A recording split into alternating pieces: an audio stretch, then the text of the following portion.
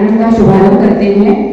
लेखक गांव उन लेखकों का है जो अपने शब्दों के माध्यम से समाज को नई राह दिखाने का सामर्थ्य रखते हैं।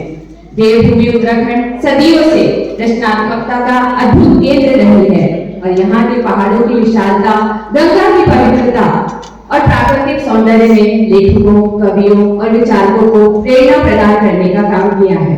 लेखक गांव हमारी परंपरा का जीवन प्रमाण है जो साहित्य के माध्यम से हमें हमारी जड़ों से जोड़ता है। आज हम यहाँ एकत्रित हुए हैं ताकि हम लेखकों के योगदान को सम्मानित कर सकें।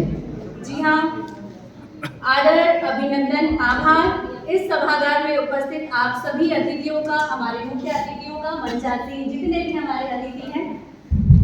सबसे पहले हम ईश्वर का नाम लेते हैं, उनको नमन करते हैं। दीप प्रज्वलन के साथ हम चलते हैं उस यात्रा पर जो हमें अज्ञान से ज्ञान की ओर अग्रसर करती है।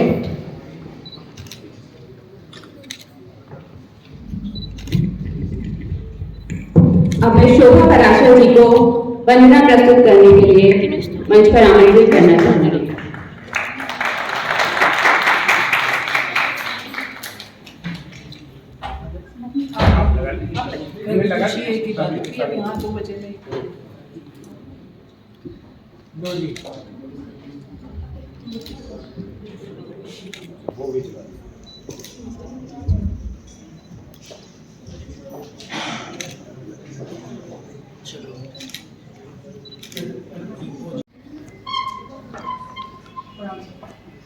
जोरदार तालियों के साथ इंदु कुमार पांडे जी का स्वागत, अभिनंदन।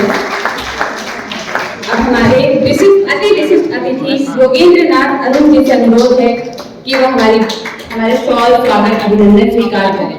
कौन हो सकता है ये बात आप गुरुजियों के गुरु। हाँ, संजय जी से अनुरोध है कि वे हमारा शॉल अभिनंदन स्वागत स्वीकार करें। अरे सर, आप कैसी बातें कर रहे हैं?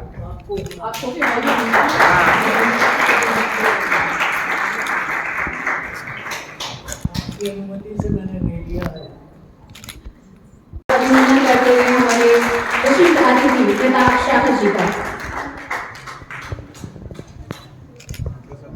अभिनंदन स्वीकार करें। पूजा जी उनका अभिनंदन स्वागत करते हुए। आप लोग ऐसे पूरी स्पीच आ रही है, फोटो में भी वैसे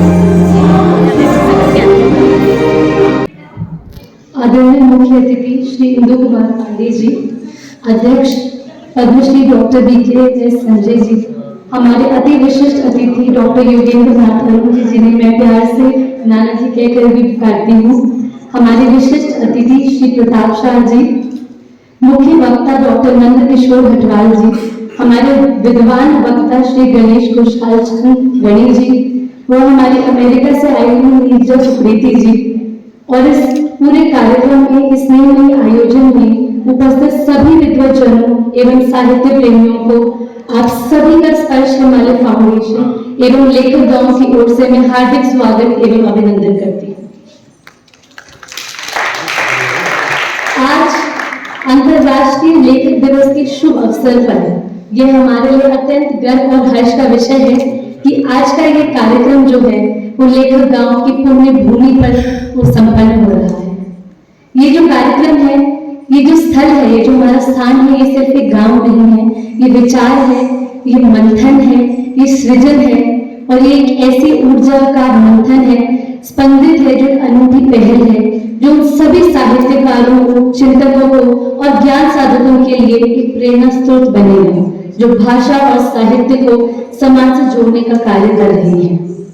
यह हमारे लिए और भी विशेष अवसर है क्योंकि अंतर्राष्ट्रीय लेखक दिवस का यह कार्यक्रम लेखक गांव में लेखकों के लिए आज का ऐसा पहला कार्यक्रम होने जा रहा है जिस आयोजन से लेखक गांव की जो नींव में स्थापित उद्देश्य हैं उनको और भी मजबूती मिलेगी, जिससे यह स्थान साहित्यिक मंथन एवं बौद्धिक जो हमारे संवादों का एक ऐसा केंद्र बनेगा जो आगे जाकर के बहुत महत्वपूर्ण साबित होगा। आज हम सभी इस नई शिक्षा नीति में लोक भाषाओं के महत्व एवं उनके उन्नयन जैसे अत्यंत महत्वपूर्ण विषय पर संवाद करने जा रहे हैं। हमारी जो लोक भाषाएं हैं वो हमारी जड़ों का विस्तार है, हमारी सांस्कृतिक अस्मिता का प्रतीक है। ये जो भाषाएं हैं जब हम इन्हें सजो के रखते हैं तो जो हमारा समाज है उसकी आत्मा को हम संवारते हैं। और इस शिक्षा नीति में जो लोक भाषाओं के प्रभावी समावेश हुआ है उससे ज्ञान का जो प्रसार है वो अधिक सहज, सुलभ और प्रभावशाली होता नजर आ रहा है। जैसा कि आप सभी जानते हैं कि एक सुंदर सा जो हमारा लेखक गांव है आज है, जिसके प्रांगण में हम ये कार्यक्रम कर रहे हैं, ये आदरणीय पिताजी डॉक्टर रमेश पोखरियाल निशंक जी का स्वप्न, उनका मंथन, उनका चिंतन, उनका संकल्प का ये परिणाम है। वह स्वयं केवल एक कुशल प्रशासक ही नहीं बल्कि एक ख्याति प्राप्त साहित्यकार भी हैं, जिन्होंने अपने जीवन का एक महत्वपूर्ण भाग साहित्य, संस्कृति, कला और शिक्षा को समर्पित किया है। आज उनकी दूरदृष्टि, उनके पूर्ण नेतृत्व और साहित्यिक प्रतिबद्धता का ही ये परिणाम है कि आज लेखक गांव एक ऐसे अनूठे ज्ञान केंद्र के रूप में स्थापित हो रहा है। मैं आपका एक बार पुनः हृदय की गहराइयों से अभिनंदन करती हूँ। इस लेखक गांव में, इस परिवार में आपका स्वागत करती हूँ। आई थी कि मुझे घर पर बोलना भी पड़ेगा।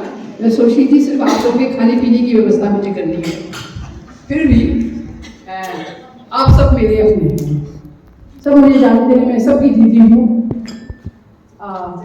और छोटी बहन अरुण जी की छोटी बहन। सबसे वयोवृद्ध होने के नाते मैं आपको आशीर्वाद देती हूँ। आपका जीवन का जो भी गंतव्य है वो सारा गंतव्य आपको मिले, आपका लक्ष्य, आपके सपने, आपकी आकांक्षाएं, आपका जीवन स्वस्थ है, सुखद है, इस आशा के साथ मैं आपका स्वागत करती हूँ। आप लोग का अपन गवाया छी, सब लोग लेखक छी, रचनाकार छी। भगवान जी क्या बोलेंगे, कलम को पकड़ने वालों को कलम फाड़ छी। उन लोग चाय पियेंगे, दारू पियेंगे, हम कलम पकड़ दो। आप सब लोग वहां से आए, आप सब लोग अपने गांव में आए, ये लेखक गांव है आपका ही गांव। ये सपना निशंक जी का जरूर है, पर ये सपना मुझे मालूम है कि आपका भी है। आप सब लोग भी ढूंढ रहे थे ऐसी जगह जहाँ एकांत हो और अपने सपनों को भूल सके, अपने सपनों को लिख सके, जहाँ आपके घर में जो बाहर का शोर आता है, सड़क का शोर आता है, घर के अंदर होने वाला शोर आता है, पुरुषों को अपनी पत्नी की आवाज न सुनाई दे और स्त्री को अपने पति की आवाज न सुनाई दे, ऐसी कोई जगह सब कोई ढूंढते, हर कोई ढूंढता है। ऐसी जगह हो जहाँ सुकून हो, थोड़ी देर का सुकून हो और शोभा कहे कि मैं एक अच्छा सा प्रेम गीत लिख लूँ, विद्या कहे मैं अच्छी सी कहानी लिख लूँ, सुधा कहे कि आह क्या मजा आता, मैं अपना बचपन फिर से जी लूँ। इधर रमाकांत बैठे, मदन बैठे, सारे सब मेरे अपने भाई बैठे, जिज्ञासु जी बैठे, अंबर खड़मंदा जी बैठे, सारे लोग आए और ये सब आप जब चाहें जैसे आए, उससे कहें, विदुषी से कहें, बेचैन कन्या जी हैं, सब लोग आपके अपने हैं, ये गांव हम सबका है, आप आ सकते हैं।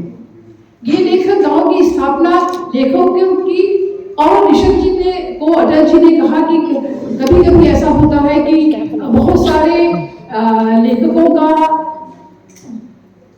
अवस्था बहुत विपन्न हो जाती है। उस विपन्न अवस्था में वो कहाँ जाए, ऐसी चिंता अटल जी ने निशंक जी से कही और निशंक जी को ये बात असर कर गई। आदरणीय आज के इस कार्यक्रम के मुख्य अतिथि इंदु कुमार पांडे जी, पूर्व मुख्य सचिव उत्तराखंड सरकार, Padmashri doctor VKS Sanjay ji, Pratap Shah ji, Padmashri RK Jain साहब, डॉक्टर योगेंद्रनाथ शर्मा अरुण जी, आदरणीय गिरीश कुशाल गही जी, विदुषी निशंक, बबली साहब और हम सब की दीदी, हमारी मार्गदर्शक और जिनका आशीर्वाद हमारे साथ रहता है, डॉक्टर सरिता मोहन जी। सबसे पहले तो मैं लेखक गांव में आज इस लेखक दिवस के अवसर पर मातृभाषाओं पर चर्चा के लिए धन्यवाद देना चाहूँगा आयोजन समिति को कि आपने आज के समय के इस बहुत महत्वपूर्ण विषय को चर्चा के लायक समझा और वर्तमान में नई शिक्षा नीति, राष्ट्रीय शिक्षा नीति जिसको कहा जा रहा है, उसमें मातृभाषाओं को लेकर के जो अनुशंसाएं, महत्वपूर्ण अनुशंसाएं की गई है, उसके लिए मैं आदरणीय डॉक्टर रमेश पोखरियाल निशंक जी का भी इस मंच से धन्यवाद करना चाहूँगा कि आपके कार्यकाल में ये महत्वपूर्ण राष्ट्रीय शिक्षा नीति बनकर तैयार हुई, जिसमें भाषा, साहित्य और मातृभाषाओं को लेकर के बहुत ही महत्वपूर्ण सिफारिशें की गई है राज्य सरकारों के। मंच को प्रणाम करते हुए आप सबकी गौरवमयी उपस्थिति को प्रणाम करता हूँ। आसना तेरा प्रोनाउंसिएशन ठीक हो सके इसीलिए कार्यक्रम है। यहाँ पर जो संभावनाएं हैं, विदुषी तुम इसको संभाल रही हो, ये ज्यादा महत्वपूर्ण है। भाई साहब ने ये काम किया और उनकी दूसरी पीढ़ी से आगे बढ़ रही है, तो इसमें हमें संभावनाएं नजर आ रही हैं। तुम्हारा भाव और भावना इससे जुड़े, हम भगवान बद्री विशाल से ऐसी कामना करते हैं। सत्यमोहन दीदी कह रही थी कि जब आप 75वें साल की होंगी तो यहाँ 10 लाख किताबें होंगी। किताबों की कमी नहीं है, कमी है उस तारतम्य को स्थापित करने की। तारतम्य इसलिए स्थापित किया जाना चाहिए कि जो लोग किताबों वाले हैं उनका आना जाना यहाँ लगा रहे हैं, और वे लेखक हैं, और जितने लेखक हैं सबके घरों में किताबों की अंबार लगे हैं, और उनकी आगे की पीढ़ी को उनसे कोई लेना देना नहीं, ये सारी किताबें यहाँ। लेकिन मेरी अपेक्षा है, आकांक्षा भी है कि उनके जीते जी उनकी किताब यहाँ दान में ना आए, आप उसको 1% जरूर खरीदें। मेरे अवसान के बाद मेरे घर की सारी किताबें यहाँ, और आज मेरे घर में लगभग 2,30,000 की किताबें हैं जो मेरी अपनी व्यक्तिगत लाइब्रेरी है। मेरे बच्चों को उससे कोई लेना देना तो कोड़ा है, वो कोड़ा किसी पुस्तकालय की निधि हो सके, इसके लिए मेरा आना जाना बना रहेगी। मेरे काम है, मेरे जीते जी मेरी प्रकाशित पुस्तक के पुस्तकालय खरीद सकेंगे, मेरा काम है।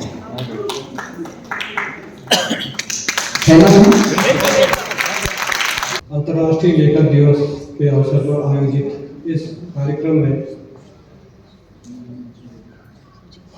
मुख्य अतिथि श्री इंदु कुमार पांडे जी, अध्यक्ष पद्मश्री डॉक्टर VKS संजय जी, अति विशिष्ट अतिथि डॉक्टर योगेंद्र नाथ अरुण जी, डॉक्टर नंदकिशोर हटवाल जी, श्री गणेश पुष्गाल गणी जी, डॉक्टर संगीता मोहन मैडम जो इस पूरे कार्यक्रम को संचालित कर रही हैं और अपने आप को सबसे बुजुर्ग कह रही हैं कि तो सबसे यंग यहाँ पे आप ही हैं, इतनी एक्टिव आप नजर आ रही है सुबह से जब से मैं आ रहा हूँ। सुश्री विदुषी निशंक उनियाल जी, नीरज मैथानी जी और इस सभागार में उपस्थित उत्तराखंड व भारतवर्ष के वरिष्ठ लेखक, कवि व विद्वान जन, आज नई शिक्षा नीति में भाषा का महत्व विषय पर हम लोग यहाँ पर उपस्थित हुए हैं, जिसके संबंध में पूर्व वक्ताओं ने, मुख्य वक्ता से हटवाल जी ने काफ़ी कुछ बताया। उसी से मुझे खास तौर से आप सभी लोगों को जानकारी पहले से होगी, मुझे मुख्य रूप से आज जानकारी प्राप्त हुई। और उसके बाद श्री गणी जी ने, मुझे लगता है कि आप सभी को झकझोर के रख दिया होगा। मुझे लग रहा था कि उसके तुरंत बाद मुझे न बुला ले, मैं काफ़ी भावुक हो गया था। गणी जी ने जो इस पीढ़ी के हम लोग हैं सभी को उन्होंने छेड़ दिया था, हृदय से छेड़ दिया था। जो दर्द उनका था वो हम सभी लोगों का दर्द है। जो नई शिक्षा नीति में मातृभाषा में प्राथमिक शिक्षा अभी होने का जो सिफारिश की गई है 1 से लेकर के 8वीं तक का, मुझे लगता है कि यदि ये पहले की शिक्षा नीतियों में जैसे ये 36 साल बाद या 35 साल बाद आई है, अगर पहले ही ये आ गई होती तो वास्तव में अभी भी बहुत सारे हम लोग बात बात में कहते हैं कि सही रूप में स्वाधीनता हमको प्राप्त नहीं हुई है। तो अगर ये पहले आ गई होती तो मैं समझता हूँ कि अभी तक सही तरीके से स्वाधीनता प्राप्त हमें हो जाती। तो स्पष्ट है कि यदि इन सिफारिशों पे राज्य सरकारें काम करें और शीघ्र से शीघ्र इस नीति पे शिक्षा हमारी प्रारंभ हो जाए हमारे देश में, हमारे राज्य में, तो सही अर्थों में हमें स्वाधीनता प्राप्त हो जाएगी। समय सीमा को देखते हुए आपका संक्षिप्त परिचय ही दूंगी, परंतु आपका परिचय इतना विस्तृत था कि संक्षिप्त करने के बाद भी वो संक्षिप्त नहीं हो पाया। डॉक्टर VKS संजय जी अस्थि रोग विशेषज्ञ हैं। आप न केवल देश के बल्कि दुनिया के प्रतिष्ठित ऑर्थोपेडिक सर्जन हैं। गत वर्षों में डॉक्टर संजय रियाद, सऊदी अरब सहायक ऑर्थोपेडिक सर्जन, PGI चंडीगढ़ में एसोसिएट प्रोफेसर और हिमालयन इंस्टीट्यूट जॉलीग्रांट में प्रोफेसर और विभागाध्यक्ष के रूप में कार्य कर चुके हैं। डॉक्टर संजय उत्तराखंड में स्वच्छ भारत मिशन नगर निगम देहरादून के स्वच्छता ब्रांड एम्बेसडर के पद पर भी नियुक्त हैं। वह कई सामाजिक संस्थाओं में पदाधिकारी हैं। आपकी चिकित्सीय उपलब्धियों को देखते हुए आपका नाम Guinness book of world records, Limca book of world records एवं सामाजिक कार्यों के लिए इंडिया एवं इंटरनेशनल बुक ऑफ रिकॉर्ड्स में कई बार उल्लेखित किया जा चुका है। आप केवल सर्जन ही नहीं, एक अच्छे वक्ता, सामाजिक कार्यकर्ता व लेखक भी हैं। आपकी पुस्तक उपहार संदेश का एवं from the pain of surgeon प्रकाशित हो चुकी है और भारत में सड़क दुर्घटनाएं प्रकाशाधीन है। काव्य रचनाओं के लिए आपको काव्य भूषण सम्मान से भी सम्मानित किया जा चुका है। वर्ष 2021 में पद्मश्री से भी अलंकृत किया जा चुका है। आपका हार्दिक अभिनंदन है। आपसे अनुरोध है कृपया संक्षिप्त शब्दों द्वारा हमारा ज्ञानवर्धन करें। सब लोगों को मेरा नमस्कार। मेरी आज अंतर्राष्ट्रीय लेखक दिवस पर सब लोगों को बधाई एवं शुभकामनाएं।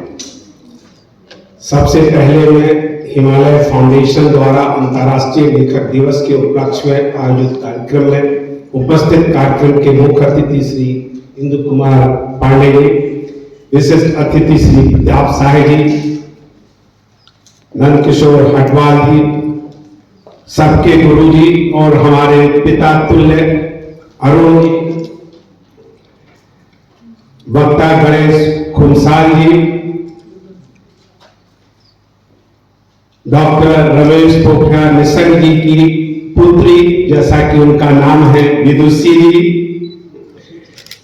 इस कार्यक्रम के संयोजक, जिससे हमारा इस संस्था से संबंध बढ़ा, डॉक्टर रेचल कन्याल जी, और उनकी पुत्री जो संचालन कर रही हैं, और पूजा पोखरियाल जी। मुझे आपको निश्चित तौर पे कि ये बात हमारे कन्याल जी और निशंक जी के बीच में है, जब उन्होंने लेखक गांव के लिए इस परिकल्पना को या सपने को सजोया। मेरे पास फोन आया कि डॉक्टर साहब आप कहाँ पे? तो मैंने कहा तो मैं तो अभी दूर हूँ देहरादून, तो क्या आप दिल्ली आ सकते हैं? लिखा आ जाऊंगा। आपने कहा हुआ क्योंकि हमारे निशंक जी के संबंध है वो पिछले 25 साल से, और मैं समझता हूं यदि मैं यहाँ पे हूं तो उसका ये भी एक कारण है कि मैं निशंक जी को जानता था। चूंकि समय कम है तो मैं इतना नहीं बता पाऊंगा।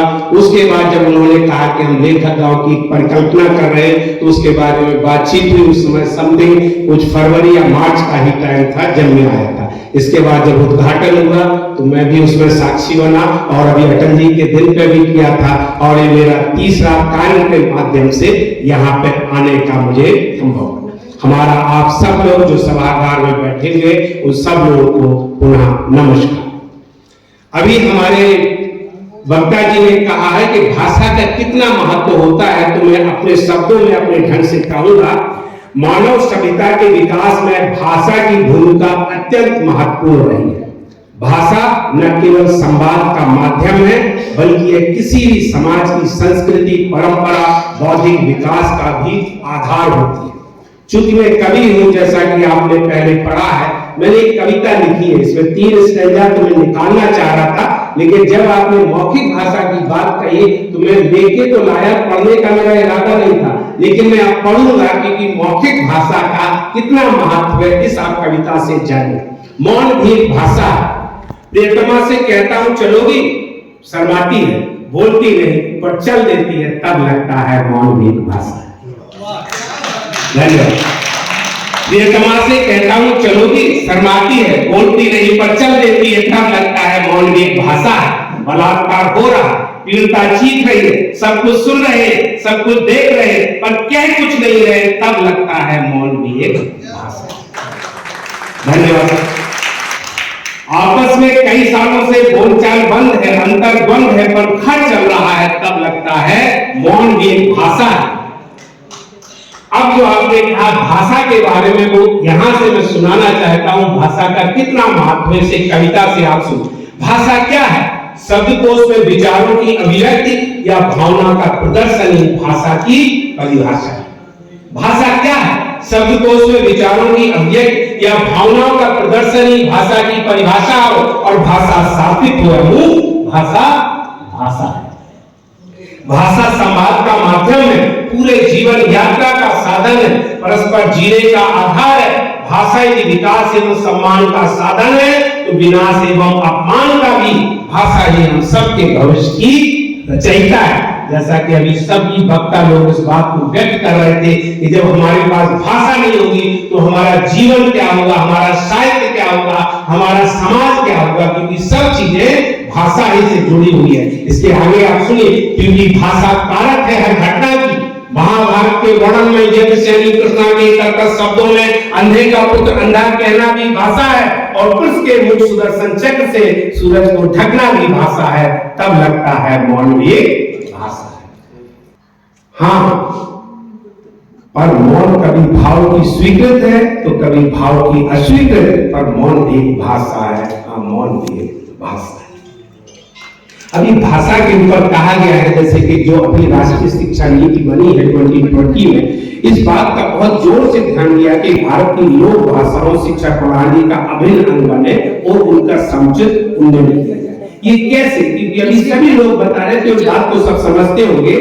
ये फ्रांसीसी एक प्रोवर्ब है, कहावत है कि जो व्यक्ति 2 भाषाएं जानता है वो 2 व्यक्तियों के बराबर होता है।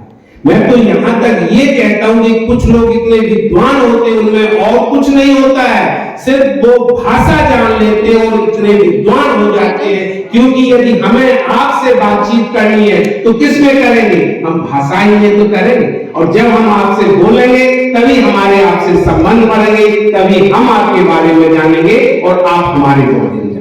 शिक्षा नीति निर्माताओं का प्रयास होना चाहिए कि जिस बच्चा को बच्चे जानते हैं उन्हें वो आत्मविश्वास दे ताकि वे अपनी क्षमताओं का संयुक्त रूप में व्यक्त कर सके। यदि इसको बहुत से छोटे से शब्दों में कहें तो यदि आप किसी को अपने मन की अंदर की बात बता सकते हैं तो वो कैसे बता सकते हैं? किसी दूसरी भाषा में या अपनी भाषा में जिसने माँ बाप ने सबसे पहले हमें सिखाई हो। यदि मैं गलत नहीं कह रहा हूं, यदि आप किसी तारीफ करते तो सबसे पहले आपको वो भाषा आती जिसपे आपका बहुत बड़ा आत्मबल होता है, और किसी को गाली भी देते हैं तो वो आत्मबल से ही तो देते हैं, क्योंकि यदि आपके पास आत्मबल होगा तो उससे बड़ा कोई बल नहीं है, और भाषा ही हमें सबसे ज्यादा आत्मबल देती है। यदि आप कहें हम तो हिंदी मीडियम में पढ़े हुए, जो लोग अंग्रेजी में पढ़ते हैं, अंग्रेजी में बोलते हैं, किसी से इंटरव्यू में जाते हैं, यदि वो किसी को प्रभावित कर देते हैं किसी भी भाषा में, तो वो उसका सिलेक्शन होगा, या जिसका आत्मबल पहले से गिरा होगा उसका सिलेक्शन आप करेंगे, उसको आप रखना चाहेंगे, इसको रखना चाहिए, क्योंकि आत्मबल को हमें एक करने के लिए इसमें। तो मैं तो ये कहूंगा कि प्राथमिक शिक्षा की, मैंने एक कॉलम लिखा, मैं लिखता रहता था, प्राथमिक शिक्षा किसी भी बच्चे के विकास की नींव होती है, चाहे वह किसी जाति, धर्म, पंथ या क्षेत्र से हो। यदि प्राथमिक शिक्षा मातृभाषा में दी जाए तो शिक्षा की गुणवत्ता में सुधार होगा, क्योंकि संवाद की मूलभूत आवश्यकताएं हैं, जैसे कि आपने पहले कहा, बोलना, सुनना और समझना ही तो है। कोई भी अपनी मातृभाषा में बेहतर सीख सकता है, बेहतर अभिव्यक्त कर सकता है। यदि दूसरों को यह भाषा आती है तो वह बेहतर समझ भी सकता है। तमिल कवि तिरुवल्लुवर के अनुसार ज्ञान केवल भाषा के माध्यम से विचारों की अभिव्यक्ति द्वारा फैलाया जा सकता है। कहा जाता है कि उन्होंने तमिल के अलावा अन्य भाषा की बोली थी। यह माना जाता है कि अन्य भाषाओं को उचित महत्व नहीं दिया जाता तो उनकी संस्कृति विकसित नहीं होती, जो कि आप इंडोनेशिया, मलेशिया, सिंगापुर को आज समझ सकते हैं। 3 भाषा नीति के तहत राज्यों की भाषाओं के चयन का अधिकार दिया गया है। तमिलनाडु की, मैंने लिखा हुआ था एक कॉलम में, तमिलनाडु की राजनीतिक पार्टियों ने इस केंद्र द्वारा हिंदी तोड़ने का प्रयास माना। नई राष्ट्रीय शिक्षा नीति 3 भाषा फार्मूले को दुखद और कष्टिक बताते हुए तमिलनाडु के एक मुख्यमंत्री पलानीस्वामी ने इसे लागू करने से शपथ ले ली थी। उसी समय मैंने एक कॉलम लिखा था और उसमें बहुत साधारण से लिखा था कि यदि आप इसको आगे सुनेंगे, यह पहली बार नहीं जब भाषा में परिवर्तन हो रहा है, बल्कि यह माना जाता है कि भाषा मानव सभ्यता की उत्पत्ति के साथ ही बदलती है। हमारे पूर्व केंद्रीय शिक्षा मंत्री रमेश पोखरियाल निशंक द्वारा जारी एनईपी के खिलाफ एक दक्षिणी राज्य में आवाज में पूर्व मंत्री ने स्पष्ट किया कि केंद्र किसी भी राज्य पर कोई भाषा नहीं थोपेगा, लेकिन ये हमारा दायित्व बनता है। वो कैसे? जब किसी अन्य भाषा को सीखने में कोई हानि नहीं, यदि तमिल लोग स्थानीय कारणों से तमिल और वैश्विक कारणों से अंग्रेजी सीख रहे हैं तो राष्ट्रीय कारणों से हिंदी क्यों नहीं? हिंदी भारत में सबसे अधिक बोली और उपयोग की जाने वाली भाषा है। भारत एक बहुभाषी देश है जहां पर 22 अनुसूचित भाषाएं, सैकड़ों लोक भाषाएं प्रचलित है, जैसा कि अभी हमारे वक्ताओं ने कहा है। इनमें से अधिकांशतः लोक भाषाएं ग्रामीण क्षेत्रों में बोली जाती है, वहां के समाज और संस्कृति का वास्तविक प्रतिबिंब प्रस्तुत करती है। नई शिक्षा नीति में भाषाओं को सशक्त बनाने का संकल्प लिया गया है, क्योंकि मातृभाषा या लोक भाषा में शिक्षा प्राप्त करने से बच्चे विषयों को जल्दी और गहराई से समझ पाते हैं। लोक भाषा न केवल संचार का माध्यम है, बल्कि उनमें समाज की संस्कृति, ऐतिहासिक धरोहर भी संजोई गई होती है। जब छात्र अपनी भाषा में शिक्षा ग्रहण करते हैं तो वे अधिक आत्मविश्वास महसूस करते हैं और अपनी रचनात्मकता को खुलकर व्यक्त कर सकते हैं। लोक भाषाओं को महत्व देने से विभिन्न भाषाई समुदायों में सौहार्द बढ़ता है और सामाजिक एकता को बल मिलता है। नई शिक्षा नीति 2020 में लोक भाषाओं को सशक्त करने कई महत्वपूर्ण कदम उठाए गए।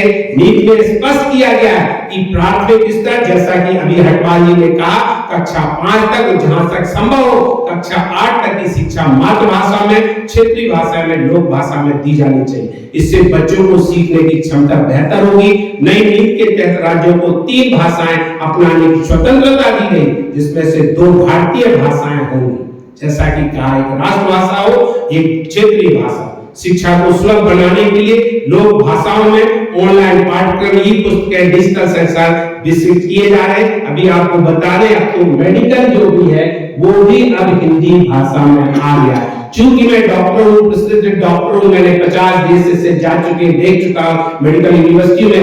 देखने में थोड़ा लगता जरूर अटपटा है कि मेडिकल एजुकेशन को कैसे हम हिंदी में पढ़ाएंगे, लेकिन इसमें कहीं कोई दो राय नहीं कि जिस चीज को हम पढ़ना एक बार सीख लेंगे तो हमारे लिए वो कोई मुश्किल का काम नहीं हो। क्योंकि हम उन चीजों को सीखते उस समय सीखते हैं जब हम सीख नहीं सकते। इसका एक ही कारण है, आप सब लोग शिक्षाविद हैं, क्योंकि प्रौढ़ शिक्षा क्यों इसको असफल हुई, क्योंकि हमने उनको उस समय सिखाने की कोशिश की जब वो सीख नहीं सकते हैं, जब वो सीखने की उनकी उम्र थी, उनको हमने बिल्कुल नहीं सिखाया। और सीखने की उम्र में हम उनको जो कुछ भी सिखा देंगे वो सब लोग यहाँ पे कहेंगे। नई शिक्षा नीति में लोक भाषाओं के महत्व को समझाते हुए उनकी उन्नयन की दिशा में प्रयास किए गए तो किए जाने चाहिए। यही नीति स्थापित भाषाओं को सरल बनाने, शिक्षा की गुणवत्ता सुधारने, सामाजिक समरसता को बढ़ाने में, इससे लोक भाषाओं की गरिमा और उपयोगिता बनी रहेगी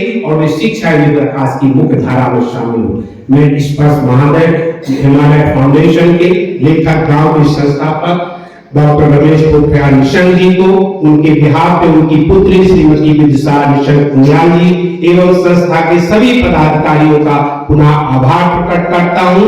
और अंत में फिर पुनः मैं प्रथम अंतर्राष्ट्रीय लेखक दिवस के लेखक गांव के इस कार्यक्रम में साक्षी बना, उसके लिए मैं आपका आभार प्रकट करता हूं। मेरी शुभकामनाएं हैं और मेरा पूर्ण विश्वास है कि लेखक गांव आने वाले समय में एक दर्शनीय स्थल बनेगा। इस कारण नहीं, कुछ लोग सिर्फ इसलिए उत्सुकता आएंगे जो लोग सच में साहित्य और लेखक में इनका थोड़ा भी रुझान होगा, भाई देख तो आए हो, ऐसा कौन सा गांव है जो प्रथम गांव है। इस तरह की लोगों में उत्सुकता भी जागेगी। और मेरा आप सब लोगों से अनुरोध है कि लोगों में साहित्य के प्रति उत्सुकता बढ़ाएं, क्योंकि साहित्य समाज का दर्पण ही नहीं, साहित्य समाज का निर्माता होता है। यहाँ सब लोग जो बैठे हुए हम और आप सब लोग इस साहित्य की ही देन है कि आज हम यहाँ पे। मेरा पुनः आप सब लोगों को नमस्कार, धन्यवाद।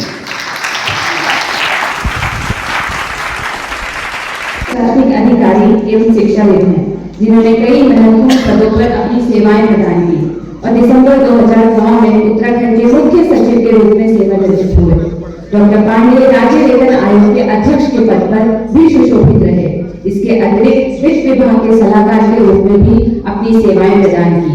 साहित्य में आपकी रुचि के कारण ही आपके द्वारा द्विजा नामक हिंदी और उर्दू कविताओं का संग्रह भी प्रकाशित किया गया। आपका हार्दिक अभिनंदन है। आप अपने आशीर्वचनों से हम सबको कृतार्थ करें। श्री इंदु कुमार पांडे जी। आज के इस कार्यक्रम के आयोजक डॉक्टर सविता मोहन जी और यथा नाम तथा गुना विदुषी जी, यहाँ काफी चर्चा हुई है, भाषा पर चर्चा हुई, शिक्षा की नीति पर चर्चा हुई और उसके अलावा कई अन्य विषयों पर भी चर्चा हुई जो उससे संबंधित थे। आज शायद मूल मुद्दा था नई शिक्षा नीति और उसका भाषा से किस प्रकार से संबंध हो, जिसमें भटवाल जी ने बड़ा विस्तृत रूप से उसको समझाया।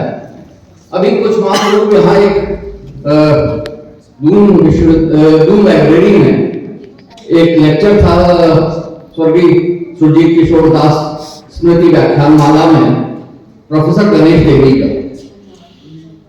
प्रोफेसर गणेश देवी ने जो चर्चा की थी, उन्होंने भारतीय सभ्यता को एक भाषाई सभ्यता के रूप में भारत के विकास के बारे में चर्चा की और जो मूल मुद्दा उन्होंने भाषा के संबंध में कहा था और उन्होंने भारत के परिप्रेक्ष्य में भाषा को का काल विभाजन किया था। पहला उन्होंने कहा था कि लगभग 65,000 साल पहले जब लोग भारत में आए कहीं से, क्योंकि आज की तारीख में सबसे ज्यादा जो एक्सपेक्टेड थ्योरी है कि आउट ऑफ अफ्रीका थ्योरी, तो इनके ने कहा कि सभ्यता का विकास पूरी मानव जाति अफ्रीका में थी, वहां से धीरे धीरे फैलती गई जब वहां का जलवायु परिवर्तन हुआ पोस्ट ग्लेशियल एज में।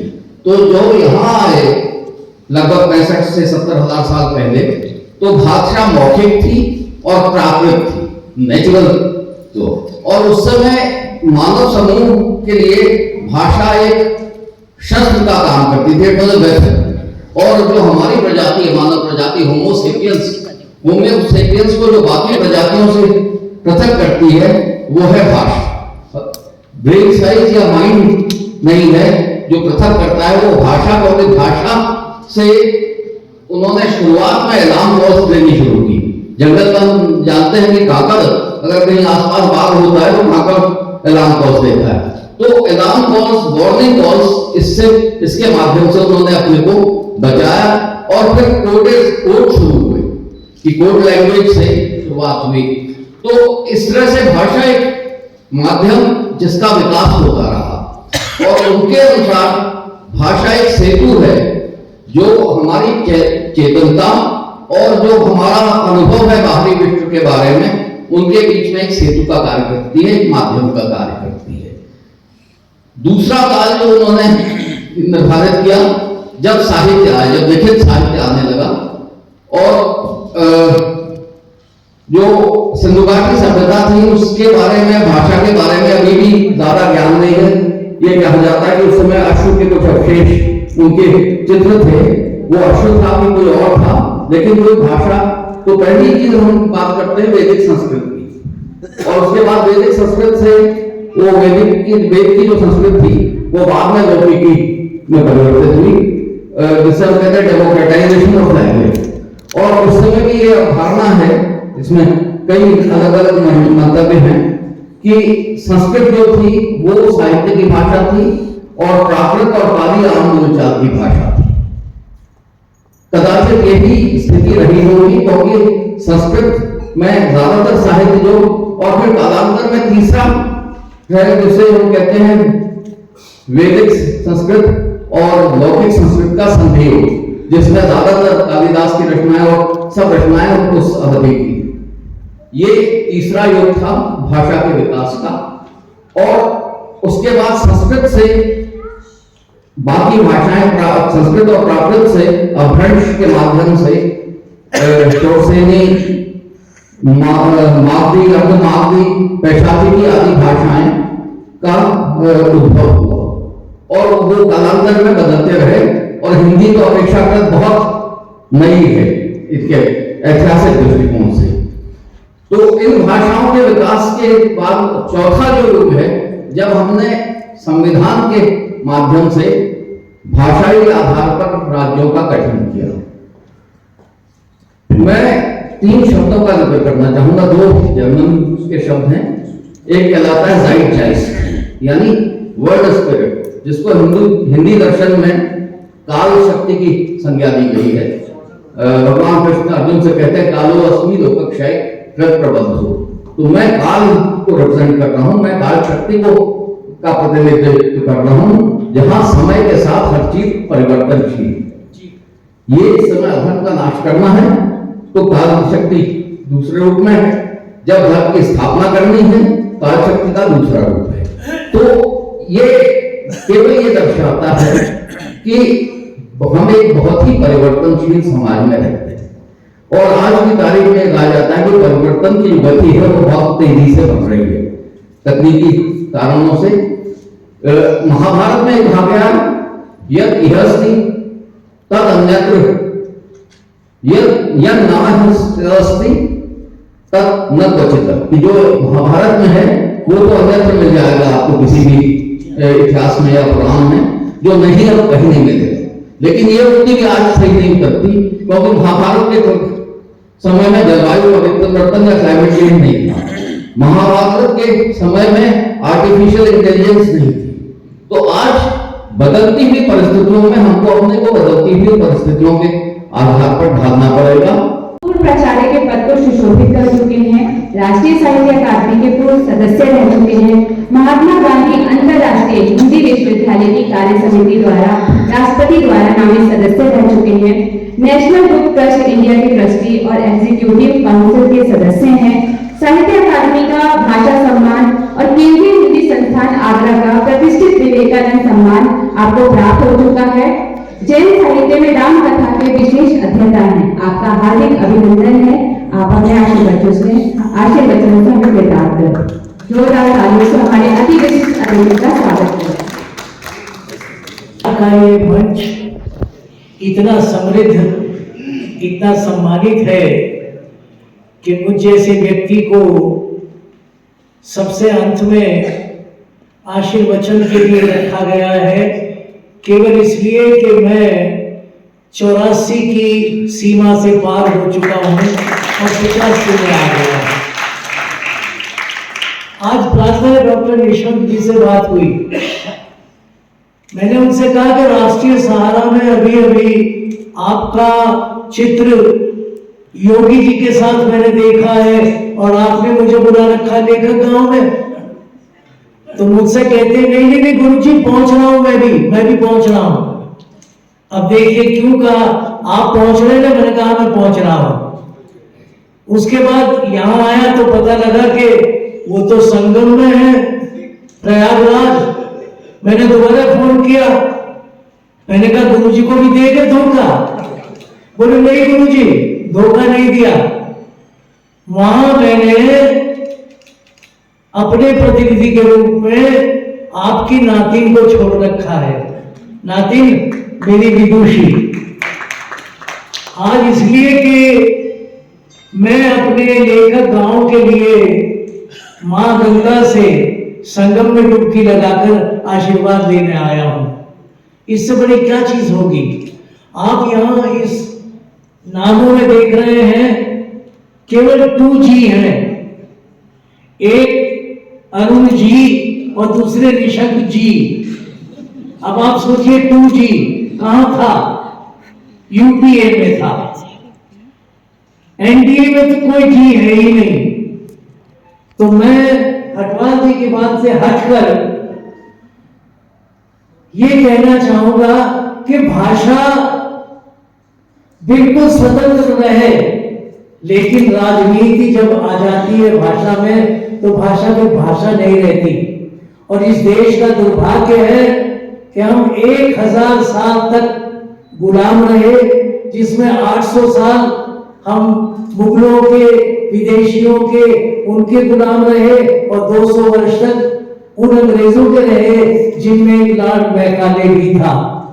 जी को भी आप मोमेंटो देके आभार व्यक्त करें आज के कार्यक्रम का। प्रताप सिंह शाह जी आज के हमारे कार्यक्रम के विशिष्ट अतिथि।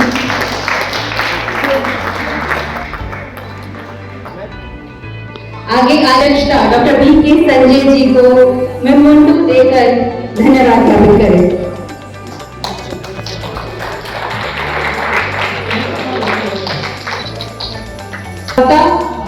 नंद किशोर हटवाल जी को मोमेंटो देकर सम्मानित करें। इसी क्रम में आगे गणेश कुसाल गणेश जी को भी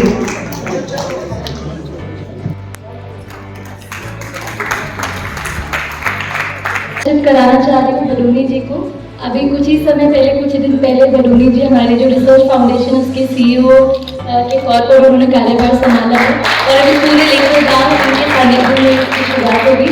और सर्वेश निहार हमारे बीच में बैठे हैं और हमेशा जैसा मैंने कहा कि कुछ लोग स्तंभ होते हैं, वो हमेशा बैकग्राउंड में रहते हैं, लेकिन सबसे ज्यादा शक्ति भी वही देते हैं। तो मैं आपको भी बहुत बहुत धन्यवाद करती हूँ। मेरे नाना जी डॉक्टर योगेंद्र नाथ शर्मा अरुण जी को भी हम स्मृति चिन्ह देकर सम्मानित करते हैं। एक बार जोरदार तालियां।